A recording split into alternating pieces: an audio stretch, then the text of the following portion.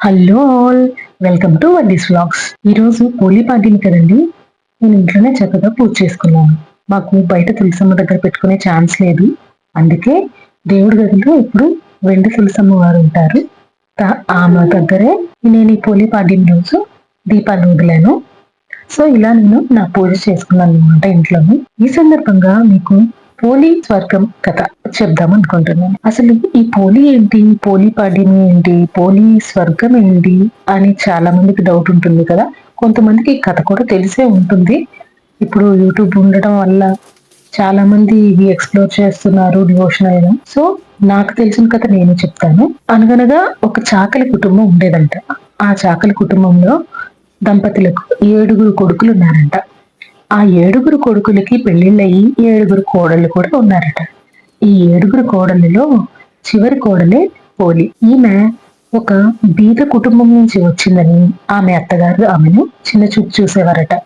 మిగిలిన 6 కోడళ్ళని తనతో పాటు దైవ కార్యాలకు గుడ్లకు తీసుకొని వెళ్ళేవారట. అలాగే ఒక కార్తీక మాసంలో ఆమె తనతో పాటు తన 6 కోడళ్ళని గుడులకు తీసుకొని వెళ్తూ దీపాలు పెడుతూ ఉండేదట. కానీ పోలికి మాత్రం ఆ అవకాశం లేకుండా ఇంటడి చాకరీ అంతా పోలి చేతనే చేయించేదంట.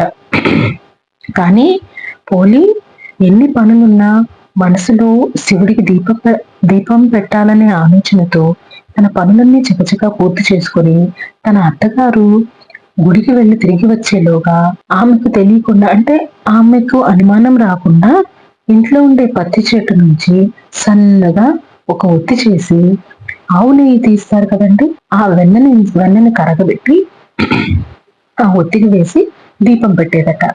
ఆ వెలుగును అత్తగారు చూడకుండా దానిపైన ఒక కుండని బోలించేదట. ఇలా చేస్తూ వచ్చింది ఆమె నెలంతా. ఇక కార్తీక అమావాస్య రోజు ఎటువంటి వారైనా నదీ స్నానం చేస్తారు కదా, కానీ పోనీకి మాత్రం ఆ అవకాశం దొరకలేదు. ఆ రోజు కూడా రోజులాగానే అత్తగారు తన చాకరీ అంతా తనకు సంబంధించిన పని, తన 6 కోడళ్లకు సంబంధించిన పనినంతా పోలీకి అప్పగించేసి నదీ స్నానానికి వెళ్ళారట. కానీ నదీ స్నానానికి వెళ్ళలేకపోయినా మనసులో ఆ శివుడి మీద చిత్తంతో పోలి త్వరగా స్నానం చేసి ముగించుకొని వచ్చి అమావాస్య రోజు దీపం పెట్టి చాకలి బాణాన్ని ఉంటుంది, అంటే వాళ్ళు సంథింగ్ ఆ ఉతుక్కునేడానికి ఉపయోగించే చాకలి బాణలోనే దీపాన్ని వదిలిందంట.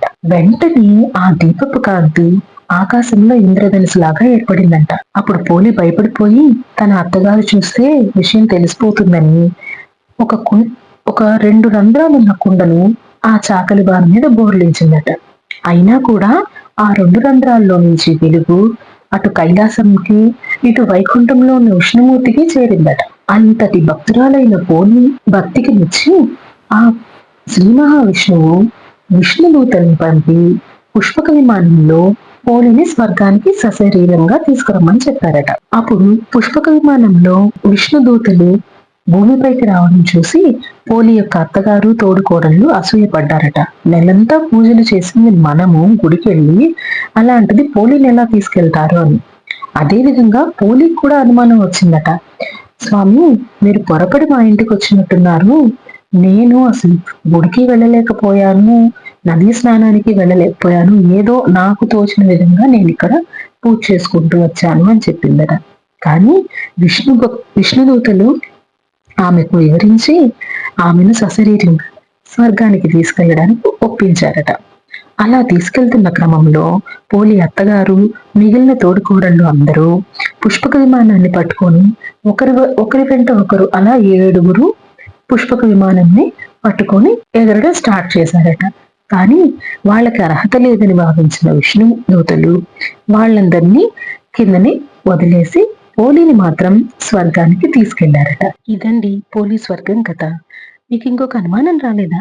శివుడికి పూజ చేస్తే విష్ణుదూతలు వచ్చారేంటని? ఇక్కడున్న పరమార్థమే శివుడు విష్ణువు భేదం లేదు అనేదే పరమార్థం ఈ కథలో. అది కూడా మనం గ్రహించాలి. మరి మీకు అందరికీ తెలిసే ఉంటుంది. దీన్ని కొంచెం డిఫరెంట్ గా కూడా చెప్తున్నారు. నెలంతా పూజ చేయలేకపోయినా పోలి అమావాస్య రోజు మాత్రమే దీపం పెట్టిందని, ఆ ఒక్కరోజు దీపం పెట్టడం వల్ల కూడా ఆమెకు స్వర్గప్రాప్తి లభించిందని. సో ఇలా రకరకాల కథలైతే ఉన్నాయండి. నాకు తెలిసిన కథ ఇది. నేను మీ అందరితో షేర్ చేసుకుంటున్నాను. నచ్చినట్లయితే నా ఛానల్ని లైక్ చేయండి, సబ్స్క్రైబ్ చేయండి. మీరు ఇచ్చే ఒక్క లైక్ నాకు ఇంకొంచెం ఎనర్జీ ఇస్తుంది ఇంకొన్ని వీడియోస్ చేయడానికి. Thank you.